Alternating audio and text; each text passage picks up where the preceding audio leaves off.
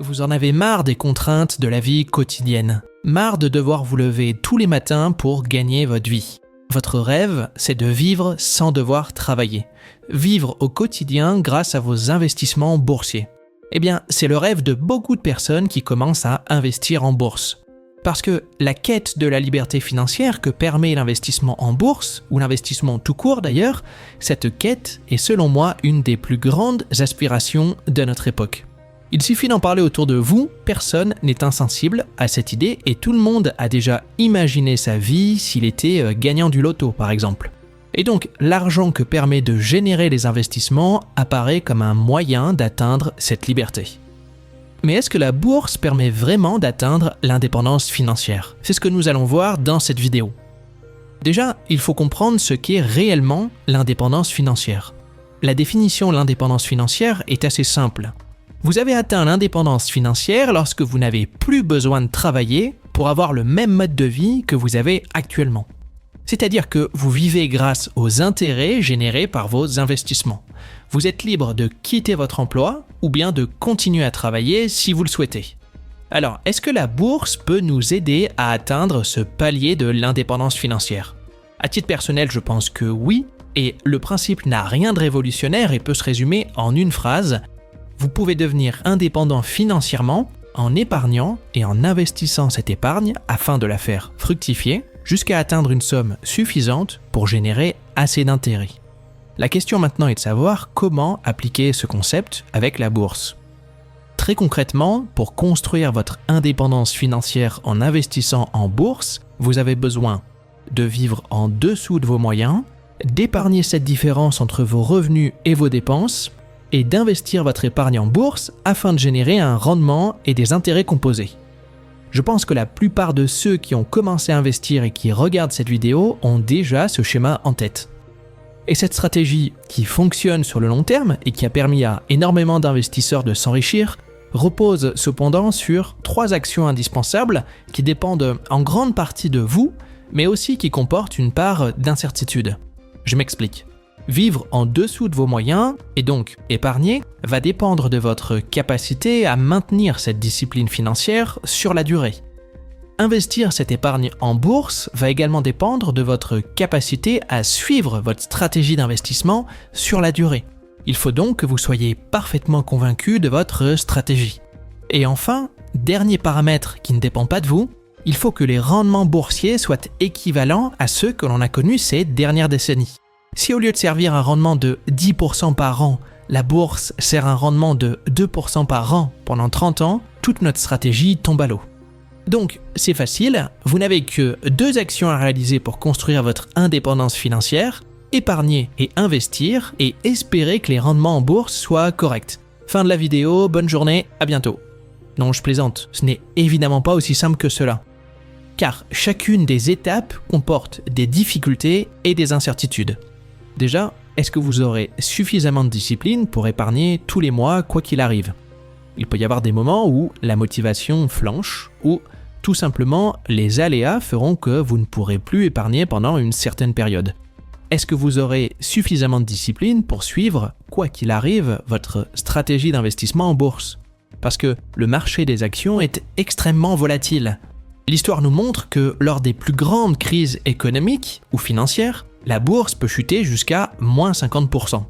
Et on sait avec certitude qu'il y aura d'autres crises, car il y en a toujours eu, et vous en vivrez vous-même plusieurs dans votre vie.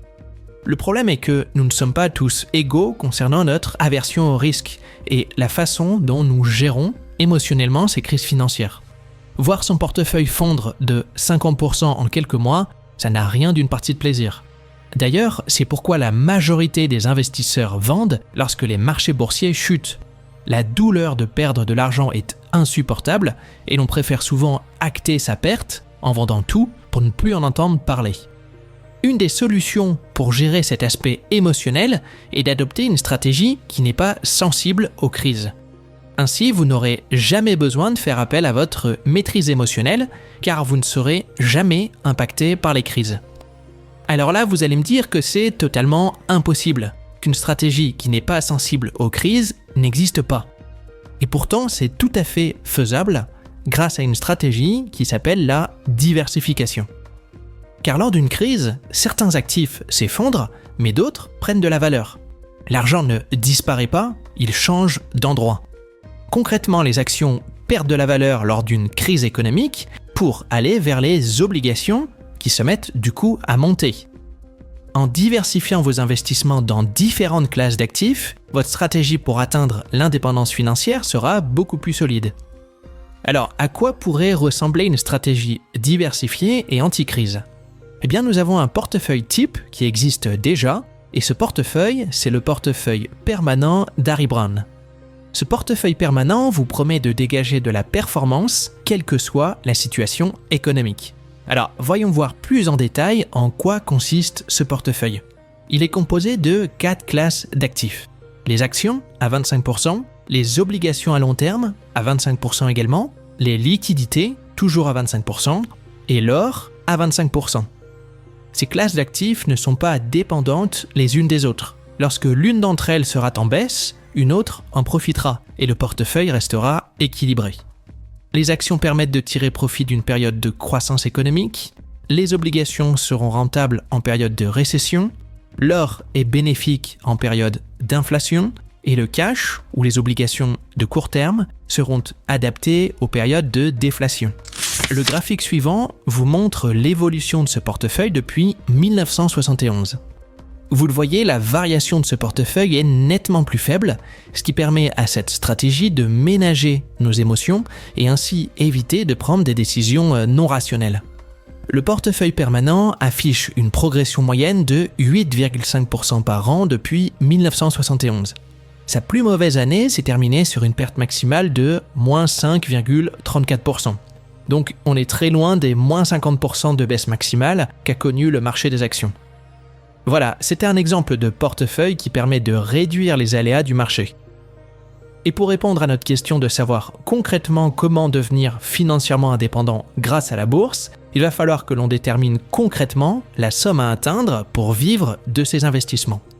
Et pour cela, on va se baser sur la règle des 4%. Pour faire simple, cette règle nous indique que statistiquement, votre capital investi en bourse restera intact si vous ne consommez que 4% du montant global tous les ans. Donc, imaginons que l'on vise un salaire annuel de 22 000 euros par an, ce qui correspond au salaire médian en France, il faut que cette somme de 22 000 euros corresponde à 4% de votre capital. Donc on va faire un calcul simple, 22 000 divisé par 0,04, c'est égal à 550 000. Vous aurez donc besoin de 550 000 euros pour générer 22 000 euros par an et ainsi prendre votre indépendance financière. Maintenant, amusons-nous à faire des petits calculs pour savoir quand vous pourrez atteindre votre indépendance financière et quand vous pourrez atteindre ces 550 000 euros. Ces calculs, je les ai réalisés avec l'aide d'un tableau de calcul des intérêts composés que je vous mets à disposition. Le lien est dans la description de la vidéo. Premier scénario, vous avez 10 000 euros et vous les investissez avec la méthode du portefeuille permanent, sans jamais plus alimenter votre investissement. Dans ce cas-là, il vous faudra 52 années pour atteindre les 550 000 euros. Cela fait un peu long, je l'admets. Deuxième scénario, à ces 10 000 euros, vous y ajoutez votre capacité d'épargne qui s'élève à 100 euros par mois. Dans ce cas-là, votre indépendance sera acquise au bout de 40 années.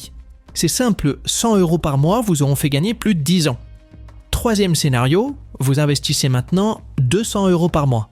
Dans cette hypothèse, il vous faudra environ 35 ans pour parvenir à votre objectif.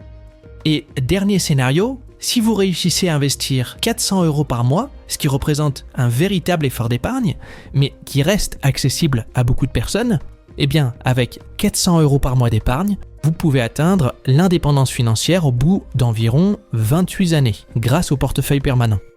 Alors oui, 28 ans, c'est long, mais la vie passe et que vous investissiez ou non, vous serez probablement heureux un jour d'avoir commencé à investir des petites sommes. C'est la fin de cette vidéo. Dites-moi en commentaire si vous avez déjà commencé à construire votre indépendance financière et si oui, où vous en êtes dans votre parcours. Et si cette vidéo vous a plu, n'hésitez pas à mettre un pouce bleu et à vous abonner à la chaîne. À très bientôt.